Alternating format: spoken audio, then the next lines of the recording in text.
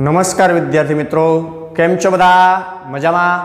चालो आज आपणे चेप्टर नंबर 15 12 साइंस नी अंदर चेप्टर नंबर 15 जैव विविधता अने एनुं संरक्षण एमां आपणे गया लेक्चर नी अंदर इंट्रोडक्शन ने अभ्यास कर्यो तो अने त्यारबाद जैव विविधताना बंधारण विशेनो अभ्यास कर्यो तो। आ पहेला लेक्चर नी अंदर अभ्यास कर्यो तो। आज आपणे आ बीजा लेक्चर नी अंदर अभ्यास करवाना छीए के विश्व स्तरे जैव विविधता केवा प्रकारे जोवा मळे छे, એટલે કે આ ઓલ વર્લ્ડ ની અંદર જૈવ વિવિધતા કેવી જોવા મળે છે, કેવા પ્રકારના સજીવો કેટલા પ્રકારના અથવા કેટલા પ્રમાણમાં જોવા મળે છે એનું આપણે વાત કરવાની છે, એના પ્રમાણ વિશેનો આપણે અભ્યાસ કરવાનો છે। તો ચાલો આપણે વિશ્વ સ્તરે જૈવ વિવિધતા વિશેનો અભ્યાસ કરીએ।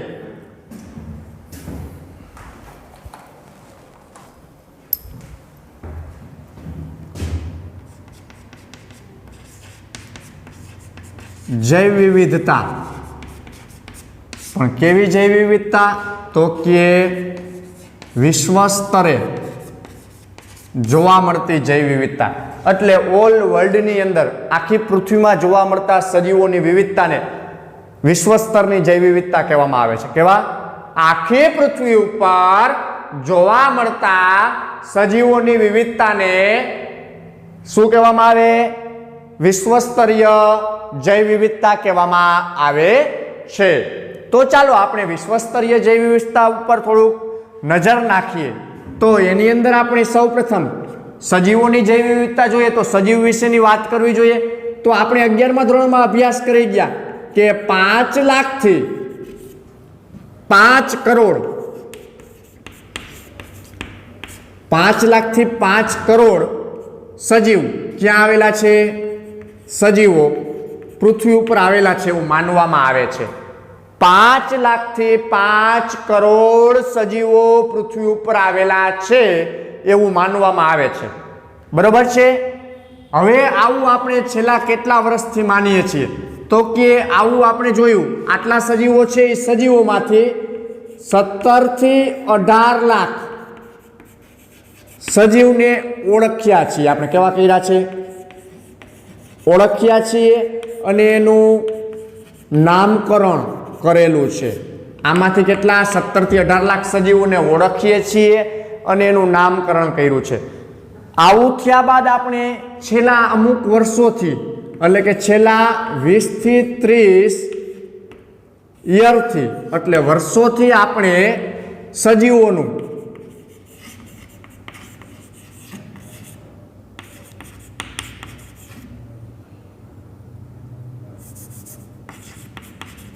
रक्षण करीए छीए, जेने आपणे शुं कहेशे? संरक्षण, जेनी मावजत करीए छीए, जेने साचवीए छीए। शुं काम? के आपणे ख्याल आव्यो के आपणी आ जैविक संपत्ति छे, जो आवी जैविक संपत्ति नाश थई गई, आवी जैविक संपत्ति जो नाश थई गई तो आपणुं पण अस्तित्व नहीं टके। आवुं आपणे मनुष्यने भान पड्युं एटला माटेथी आपणे आ सजीवोनी देखरेख करता थया छीए अने आ सजीवोने आपणे पृथ्वी उपर साचवीए छीए। सेना माटेथी?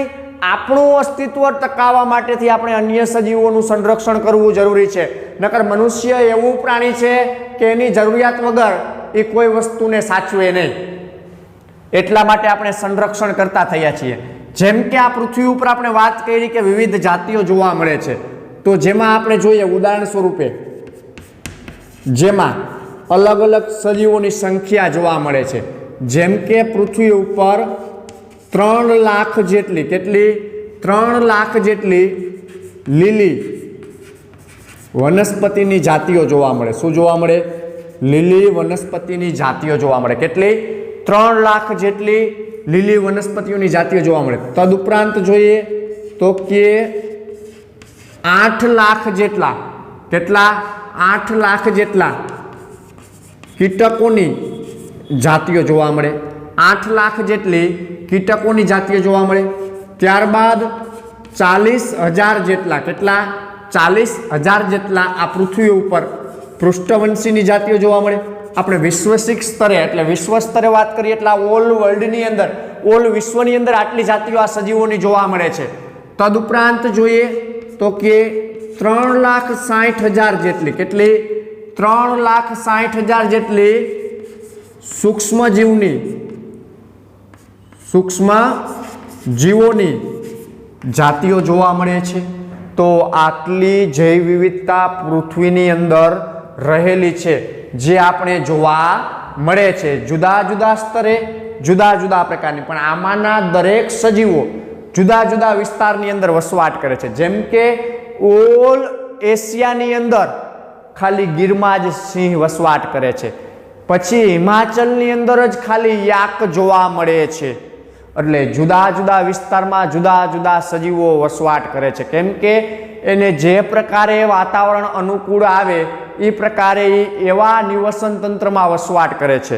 એટલા માટે એ જુદી જુદી નિવસન તંત્રની અંદર જોવા મળે છે. પણ આ તો આપણે ઓલ્ડ વર્લ્ડની વાત કરીએ છીએ, એટલા માટે આપણે અહીંયા સજીવોને કેવા લીધા છે? એક સાથે સમૂહમાં લીધેલા છે. બરોબર છે. હવે આપણે વાત કરીએ તો વનસ્પતિની અંદર, કોની અંદર? વનસ્પતિની અંદર સૌથી વધારે જાતિઓ સપુષ્પી વનસ્પતિની છે. સપુષ્પી વનસ્પતિઓની જોવા મળે છે. સૌથી વધુ જાતિ લીલી વનસ્પતિઓ કીધી ને, એમાં સૌથી વધારે જાતિ સપુષ્પી વનસ્પતિઓની જોવા મળે. પછી એવી જ રીતના પ્રાણીઓમાં વાત કરીએ તો પ્રાણીઓની અંદર સૌથી વધારે કીટકોની જાતિ જોવા મળે. કોની?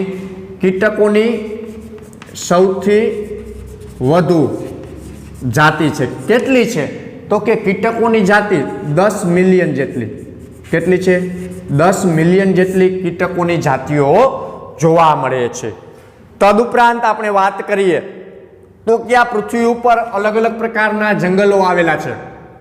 જેમ કે ઉષ્ણ કટિબંધ જંગલ, એટલે આપણે એને ઉષ્ણ કટિબંધીય જંગલ કહીએ. પછી બીજું જંગલ આપણે કહીએ તો કે સમશીતોષ્ણ જંગલ. પણ સૌથી વધારે જાતિ વિવિધતા ઉષ્ણ કટિબંધના જંગલમાં સૌથી વધુ જાતિ વિવિધતા જોવા મળે છે. કેમાં? ઉષ્ણ કટિબંધના જંગલમાં સૌથી વધારે જાતિ વિવિધતા. અને આ ઉષ્ણ કટિબંધના જંગલો છે એમાં ખાલી 7% જમીન જ કેવી છે? સપાટ મેદાન છે. 7% જમીન જ. બાકી બધાય તો જંગલોથી આવૃત છે અહીંની આખી જમીન. તો આ પ્રકારે ઉષ્ણીય કટિબંધીય જંગલની અંદર સૌથી વધારે સજીવની જૈવ વિવિધતા છે એ જોવા મળે છે. તો આવા પ્રકારે જે સજીવની જૈવ વિવિધતા જોવા મળે છે એના વિશેની આપણે વાત કરીએ તો એની અંદર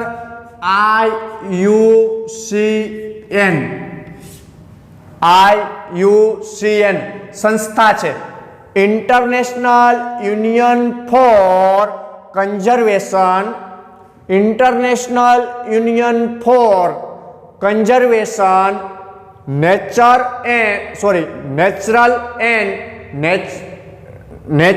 એન્ડ નેચરલ રિસોર્સ દ્વારા 2004માં પ્રમાણિત કરવામાં આવ્યું. શું પ્રમાણિત કર્યું?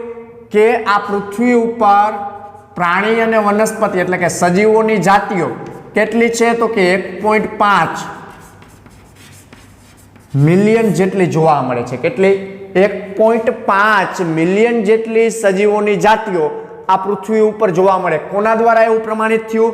તો કે આ સંસ્થા છે ઇન્ટરનેશનલ એટલે ઓલ વર્લ્ડની, જે આ કન્ઝર્વેશનની અંદર બાયોડાયવર્સિટી એન્ડ કન્ઝર્વેશન, આવું ઇંગ્લિશ નામ થાય. સંરક્ષણ એટલે કન્ઝર્વેશન, બાયોડાયવર્સિટી એટલે એની જૈવ વિવિધતા.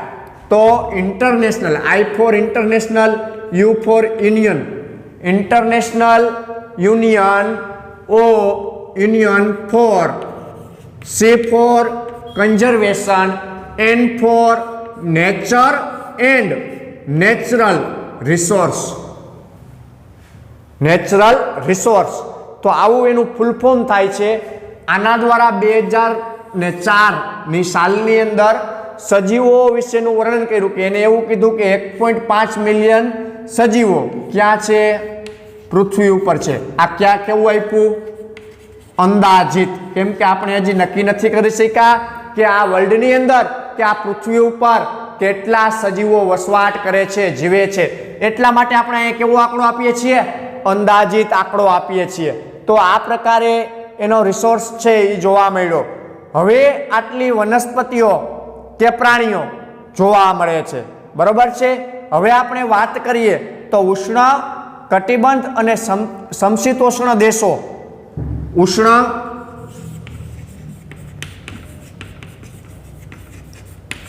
કટિબંધ દેશો અને એની સાપેક્ષે કેવા સમશીતોષ્ણ દેશો। ચાલો, ઉષ્ણકટિબંધીય એટલે કે જે વધારે પડતું ટેમ્પરેચર વાળા દેશો છે એવા, અને સમશીતોષ્ણીય દેશો એટલે ઠંડા પ્રદેશવાળા દેશો। આ બેયની સાપેક્ષતા કરવામાં આવી ને તો અહીં બધા જ મોટા ભાગના સજીવો છે, એટલે મોટા ભાગના સજીવોની ઓળખ પૂર્ણ થઈ ગઈ છે, જ્યારે અહીં બધા જ સજીવોની ઓળખ થઈ નથી। શું કામ? કે ટેમ્પરેચર વાળો વિસ્તાર હોવાથી ઠંડા પ્રદેશની સાપેક્ષે અહીંયા સજીવોની જાતિઓ વધારે છે, પરંતુ અહીંયા સજીવોની ઓળખ પૂર્ણ કરવી ખૂબ જ મુશ્કેલ છે। પણ આ બંને વિસ્તારોની અંદર, બંને વિસ્તારમાં કીટકોની મોટા ભાગની જાતિઓનું સંશોધન થઈ ગયું છે। આવું અઘરું કામ વૈજ્ઞાનિકો દ્વારા પૂર્ણ કરી લેવામાં આવ્યું, કેમ કે જે સજીવોની ઓળખ વિધિ કરવી, સજીવોને જુદા જુદા સ્થાનેથી ગોતવા, એને ઓળખવા, એનું નામકરણ કરવું, આ વસ્તુ ખૂબ જ કંટાળાજનક છે। કેવી છે? કંટાળાજનક છે। પણ વૈજ્ઞાનિકો પોતે આની ઉપર કાર્ય કરી અને આવું કંટાળાજનક કાર્ય છે એને સંપૂર્ણ રીતના કેવું કર્યું છે? પૂર્ણ કર્યું છે। અને એ વિસ્તારમાંથી કીટકોની મોટાભાગની માહિતી મળી ગઈ છે। હજી અમુક પ્રકારના સજીવોની માહિતી બાકી છે, એ માહિતી અત્યારે રિસર્ચ કરવામાં લાગેલા જ છે। જેમ જેમ એ માહિતી મળતી જાય છે એમ એમ એ માહિતીની આપ-લે કરતા જાય છે અને લોકો સુધી પહોંચાડવામાં આવે છે। આ જે બધા આપણે આંકડા આપ્યા, આ બધા આંકડા અંદાજિત હોય છે, જે કોના દ્વારા? વૈજ્ઞાનિકો દ્વારા સંશોધન કરવામાં આવેલું હોય છે, અને એ સંશોધન આપણે અભ્યાસ કરીએ છીએ, કેમ કે આપણે તો ખુદ જંગલમાં જઈને ગોતી નથી શકતા, એટલા માટેથી વૈજ્ઞાનિકો જે આની ઉપર અભ્યાસ કરતા હોય એ આની માહિતી આપે છે અને એના આધારે આપણે અભ્યાસ કરીએ છીએ। હવે આપણે જોઈએ તો કે આ જુદા જુદા વિસ્તારોની અંદર જે સજીવોની સંખ્યા છે, બરોબર છે, એ સજીવની સંખ્યા એવું માનવામાં આવતું હતું આ વિસ્તારોની અંદર, ક્યાં? ઉષ્ણકટિબંધના વિસ્તારોની અંદર। આ વિસ્તારની અંદર 20 થી 50, કેટલું? 20 થી 50 મિલિયન સજીવો છે। કેટલા? મિલિયન સજીવો છે। તો આપણે આ મિલિયનને કરોડમાં ડિવાઈડ કરવું હોય તો આપણે આવું કહી શકીએ, 2 થી 5 કરોડ સજીવ છે, આવું કહી શકીએ, બરોબર છે। તો આવા સજીવો અહીંયા જોવા મળે। પછી આની ઉપર એક અન્ય વૈજ્ઞાનિક આવ્યા અને એને કાર્ય કર્યું। એ વૈજ્ઞાનિકનું નામ છે રોબર્ટ મે। કેવું? રોબર્ટ મે નામના સાયન્ટિસ્ટ આવ્યા અને એને સંશોધન કરીને એવું કીધું કે જાતિ વિવિધતા, કેવી? જાતિ વિવિધતા ક્યાં? પૃથ્વી પર જે જોવા મળે છે હાલના રેશિયા પ્રમાણે છેલ્લા અમુક વર્ષોની અંદર એને સંશોધન કર્યું। આ જે સંશોધન હતું એ પહેલાનું સંશોધન હતું, ત્યાર પછી હમણાં રોબર્ટ મે આવ્યા અને એને અમુક વર્ષો પહેલા સંશોધન કરીને કીધું કે આ પૃથ્વી ઉપર 7 મિલિયન જાતિ છે। કેટલી? 7 મિલિયન, એટલે કે 70 લાખ જેટલી જાતિઓ છે એ આ પૃથ્વી ઉપર આપણે જોવા મળે છે। તો એ જાતિઓની અંદર આપણે જુદા જુદા સજીવોની વાત કરીએ, જેમ કે પૃષ્ઠવંશી, અપૃષ્ઠવંશી અને વનસ્પતિઓ, તો આવા સજીવો આપણે જોવા મળે। તો એ સજીવો વિશેની આપણે ચર્ચા કરીએ। ચાલો, આપણે લાસ્ટમાં 7 મિલિયન જેટલી જાતિઓ જોઈ જે રોબર્ટ મે આપેલી છે।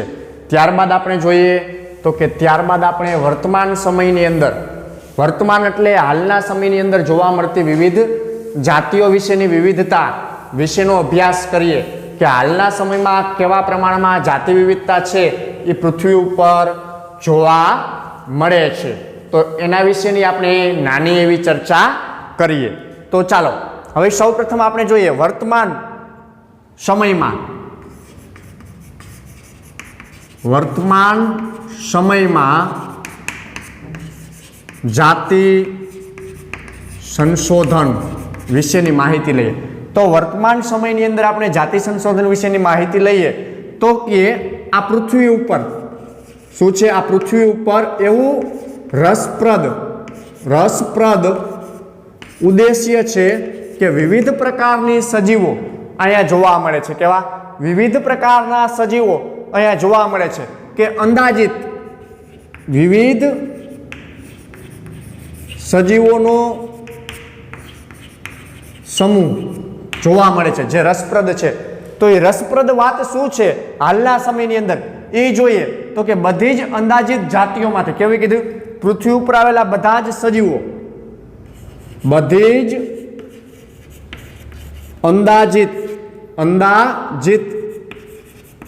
જાતિઓમાંથી, બધી જ અંદાજિત સજીવોની જાતિઓમાંથી કેટલી, તો કે 70% કરતા પણ વધારે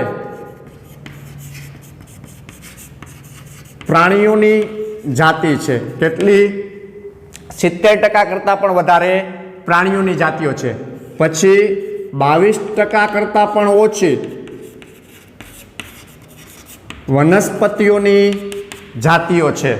70% કરતા વધારે પ્રાણીઓની જાતિઓ અને 22% કરતા ઓછી વનસ્પતિઓની. તો આની અંદર બધી જ વનસ્પતિઓ આવી ગઈ, લીલ, દ્વિઅંગી, ત્રિઅંગી, અનાવૃત અને આવૃત બીજધારી. આ બધી જ વનસ્પતિઓનો ટોટલ સરવાળો 22% કરતા ઓછો થાય.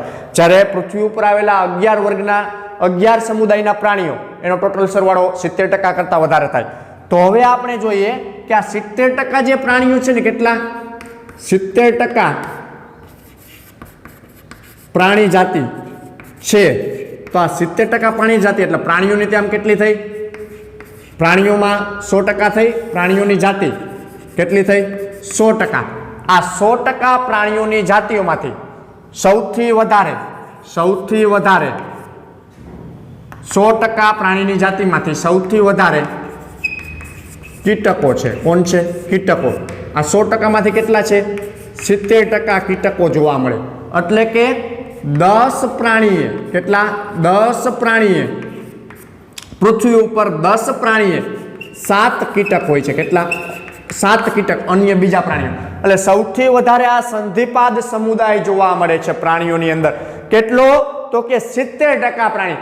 દાખલા તરીકે 100 પ્રાણીઓ તમે પૃથ્વી ઉપર જોવો ને, 100 પ્રાણીઓમાંથી 70 પ્રાણીઓ કોણ હોય? કીટક. કેટલા? 100 એનિમલ્સ તમે જોવો છો ત્યારે એમાંથી 70 એનિમલ કોના હશે? સંધિપાદ સમુદાયના, કીટક વર્ગના હશે. એટલે સૌથી વધારે જાતિ વિવિધતા કીટક વર્ગની એટલે કે સંધિપાદ સમુદાયની જોવા મળે છે. હવે તદુપરાંત આપણે વનસ્પતિની વાત કરીએ. શેની વાત કરીએ? વનસ્પતિની. તો વનસ્પતિની અંદર ફૂગ છે. તો આ ફૂગ સૌથી વધારે જોવા મળે. વનસ્પતિમાં ફૂગ સૌથી વધારે જોવા મળે. કોના કરતા વધારે? તો કે ફૂગ એકલી. અને એની સામે કોનો કોનો સરવાળો થાય? તો કે ફૂગની સામે સરીસૃપ પ્લસ ઉભયજીવી પ્લસ મત્સ્ય પ્લસ સસ્તનો, આ બધાયનો સરવાળો ઇઝ ઇક્વલ ટુ ફૂગ. એટલે આ બધાયનો ટોટલ સરવાળો થાય એના કરતાં પણ જાજી ફૂગની જાતિઓ છે. કોની? ફૂગની જાતિઓ છે. આ બધી જાતિઓનો સરવાળો એના કરતાં વધારે ફૂગની જાતિઓ જોવા મળે છે. તો હવે આપણે એક ચાર્ટ વિશેની વાત કરીએ. તો ચાર્ટ કોનો દોરશે? તો કે અપૃષ્ઠવંશી પ્રાણીઓ પૃથ્વી ઉપર કેટલા પ્રમાણમાં જોવા મળે એના વિશેનો ચાર્ટ દોરીએ. તો પૃથ્વી રાઉન્ડ શેપની છે. પૃથ્વી કેવી છે?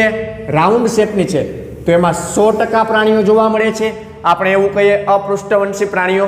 તો અપૃષ્ઠવંશી પ્રાણીઓની અંદર 100% ની અંદર કયા કયા પ્રાણીઓ કેવા પ્રકારે જોવા મળે છે? કયા કયા પ્રાણીઓ કેવા કેવા પ્રકારે જોવા મળે છે એના વિશેની વાત કરીએ. તો સૌથી વધારે અપૃષ્ઠવંશીઓની અંદર આપણે જોઈએ તો કોણ જોવા મળે? કીટકો જોવા મળે, સૌથી વધારે કીટકો જોવા મળે. પછી અહીંયા આવશે મૃદુકાય પ્રાણીઓ. કેવા આવશે? મૃદુકાય. ત્યાર પછી આવશે સ્તર કવચી પ્રાણીઓ અને અહીં અન્ય પ્રાણીઓ. સૌથી વધારે કીટકો, ત્યારબાદ અન્ય પ્રાણીઓ, ત્યારબાદ મૃદુકાય પ્રાણીઓ અને ત્યારબાદ સ્તરકવચી પ્રાણીઓ. તો આવા કંઈક આલેખ સ્વરૂપે આપણે એનો ઉલ્લેખ કરી શકીએ કે આટલા પ્રમાણમાં પૃથ્વીની અંદર સજીવો આવેલા છે. હવે ત્યારબાદ આપણે જોઈએ તો કે આવો ને આવો આલેખ આપણે પૃષ્ઠવંશીનો દોરીએ. કોનો? પૃષ્ઠવંશી પ્રાણીઓ.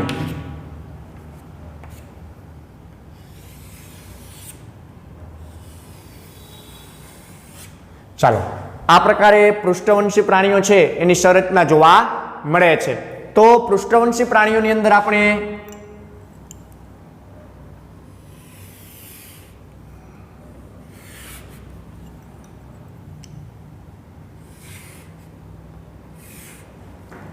આવા પ્રકારે કંઈક ભાગ પડે છે.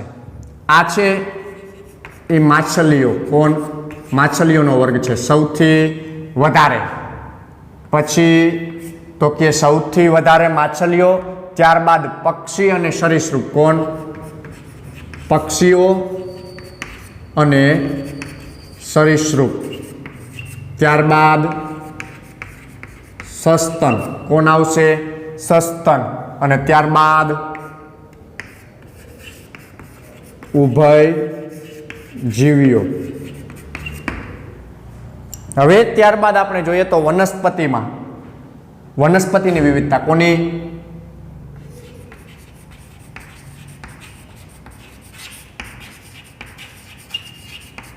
આ પૃથ્વી ઉપર વનસ્પતિની વિવિધતા.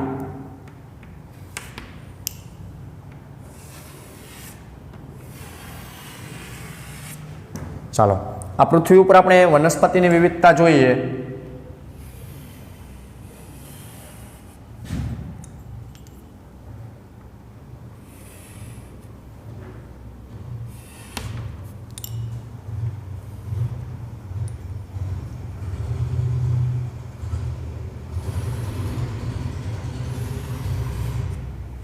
તો આવા પ્રકારે વનસ્પતિઓની સંરચના જોવા મળે. સૌથી વધારે ફૂગ. કોણ આવશે? ફૂગ. ત્યાર પછી તો કે આવૃત બીજધારી વનસ્પતિ. કોણ આવશે? આવૃત બીજધારી વનસ્પતિ. ત્યાર પછી દ્વિઅંગી, ત્રિઅંગી, લાઇકેન્સ અને લીલ. સૌથી વધારે ફૂગ, પછી આવૃત અનાવૃત બીજધારી, પછી લીલ, પછી દ્વિઅંગી, ત્રિઅંગી, સૌથી ઓછી લાઇકેન. પહેલું, બીજું, ત્રીજું, ચોથું અને પાંચમું. સૌથી વધારે માછલી પહેલું, પછી આ બેમાં મોટા ભાગે સરખું એટલે બીજું અને આ બેમાં સરખું ત્રીજું. સૌથી વધારે કીટક પહેલું, પછી અન્ય પ્રાણીઓ બીજું, પછી મૃદુકાય ત્રીજું અને ચોથું. તો આ પ્રકારે એની જાતિ વિવિધતાઓ છે એ પ્રાણીઓની જોવા મળે છે પૃથ્વી ઉપર. તો આપણે હવે અહીં બધા જ સજીવોની વાત કરી કે જુદા જુદા પ્રકારના સજીવોને આપણે વર્ગીકૃત કર્યા, જેમ કે અપૃષ્ઠવંશી પ્રાણીઓ, પૃષ્ઠવંશી પ્રાણીઓ. હવે તદુપરાંત આપણે જોઈએ તો હજી એક સજીવ વિશેની વાત કરવાની બાકી રહી ગઈ છે, તો કે આદિ કોષ કેન્દ્રી સજીવો. આની આપણે કોઈ સંખ્યા હજી મળી નથી, કેમ કે આદિ કોષ કેન્દ્રી સજીવો છે એ કદમાં કેવા છે? સૂક્ષ્મ છે. કેવા છે? સૂક્ષ્મ. એની રહેણીકેણી, રીતભાત અને નિવસન તંત્ર અલગ અલગ પ્રકારના છે. તો આ સજીવોને ઓળખવા આપણા માટે ખૂબ જ અઘરા છે. તો આદિ કોષ કેન્દ્ર માટે કોઈ જ સંખ્યા નક્કી નથી થઈ, એટલે આની કોઈ સંખ્યા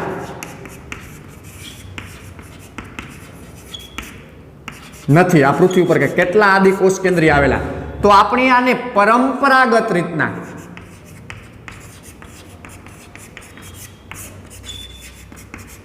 પરંપરાગત રીતે આની વસ્તી અથવા જાતિ ગણતરી કરી શકતા નથી. શું કામ? તો કે આદિકોષ કેન્દ્રીના અમુક સૂક્ષ્મજીવો સંવર્ધન માધ્યમમાં ઉછેરી શકાતા નથી, એટલા માટે આપણે એને ગણી શકાતા નથી.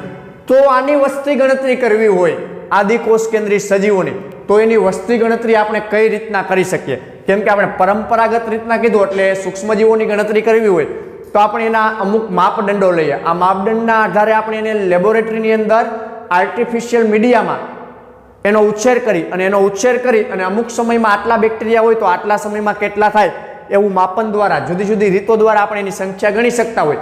પણ અત્યારે પૃથ્વી ઉપર કોઈ સાયન્ટિસ્ટ કે કેટલા પ્રકારની જાતિઓ અથવા કેટલા પ્રકારના આદિકોષ કેન્દ્રી સજીવો આવેલા, આપણે અહીં કેમ કીધું તો અગાઉના લેક્ચરમાં કે 3 લાખ લીલી વનસ્પતિઓ આવેલી, એમાં આપણે નથી કહી શકતા કે 10 લાખ આદિકોષ કેન્દ્રી આવેલા, એ આપણે ડિસાઇડ કરી શકતા નથી.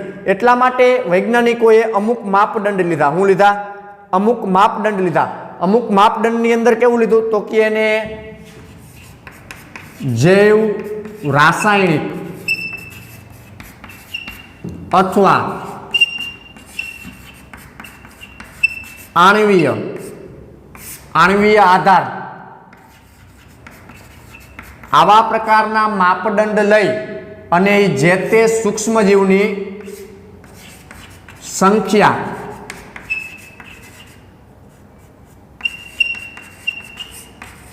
નક્કી કરે છે. હવે જે સૂક્ષ્મજીવોની સંખ્યા નક્કી કરે છે ને એ સૂક્ષ્મજીવોની સંખ્યા કેવી આવે છે? આ માપદંડના આધારે. શેના આધારે? માપદંડના આધારે સંખ્યા નક્કી કરે છે. તો આ માપદંડના આધારે આ સૂક્ષ્મજીવોની સંખ્યા લાખોમાં આવે છે. કેવી આવે છે? લાખોમાં આવે છે. મિનિમમ ઓછામાં ઓછી લાખોમાં આવે, વધુમાં વધુ નિશ્ચિતતા હોતી નથી. તો આ પ્રકારે આદિકોષ કેન્દ્રી સજીવો છે એનું આપણે માપન કરી શકીએ કે પૃથ્વી ઉપર કેટલા પ્રકારના આવા આદિકોષ કેન્દ્રી સજીવો એટલે કે સૂક્ષ્મજીવો કે બેક્ટેરિયાઓ આવેલા છે.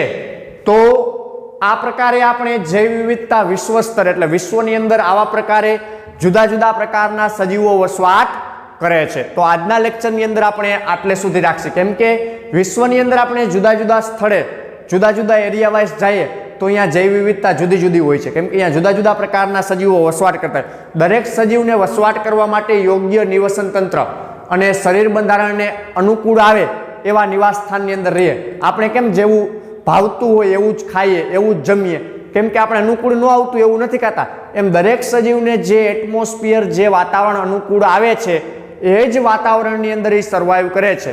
જો એને ત્યાંથી અન્ય વાતાવરણની અંદર ટ્રાન્સફર કરવામાં આવે તો એ સજીવ સર્વાઈવ કરી શકશે નહીં, એટલે પોતાનું જીવન જીવી શકશે નહીં. તો આપણે ગીરની અંદર રહેલા સિંહ આખા એશિયામાં ન મૂકી આવવામાં આવે, એને ગીર સિવાય એકેય વાતાવરણ અનુકૂળ નથી આવતું, એટલા માટે એને ગીરમાંથી અન્ય જગ્યાએ ટ્રાન્સફર કરવામાં આવતા નથી.